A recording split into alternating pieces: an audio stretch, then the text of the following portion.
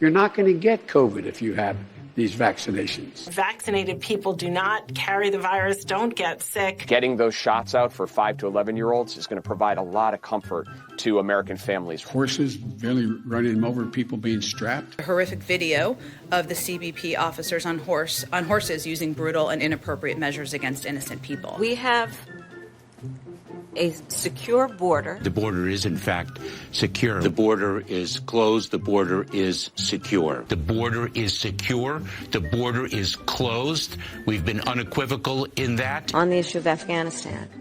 And to that end, we have seen a successful drawdown of the embassy. I think it's irresponsible to say Americans are stranded. They are not. This is Jim Crow on steroids, what they're doing in Georgia. This is all about keeping working folks and ordinary folks that I grew up with from being able to vote. The reconciliation package would cost $0. The cost of these bills in terms of adding to the deficit is zero. Some have expressed publicly that they're not comfortable with 3.5, even though zero costs $0.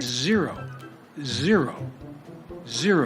This bill is fully paid for and will not raise taxes on anyone making less than $400,000 a year. Let me say that again, be crystal clear. No one making less than $400,000 a year will pay a single additional penny in tax for all these things that were in the Build Back Better plan. If you're a husband and wife, school teacher, and a cop, you're paying at a higher rate than the average person making $1 billion a year is. My plans do not add to inflationary pressures. The Build Back Better agenda will help reduce inflation, will help cut costs for the American people. If we pass the other two things I'm trying to get done, we will in fact reduce inflation. Inflation is going to come down next year. Inflation will come down next year. These inflation rises will be transitory, that they will come back down next year. There's nobody suggesting there's unchecked inflation on the way.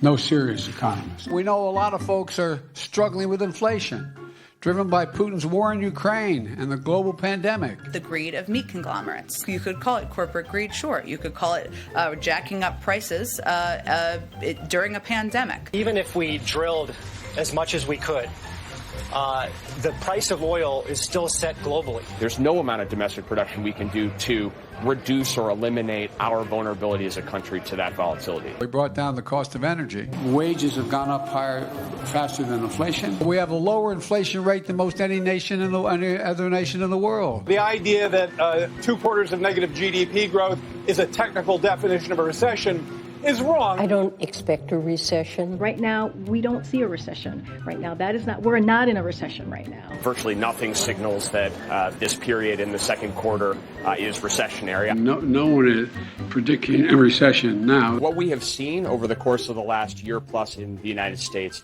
is a historically strong economic recovery.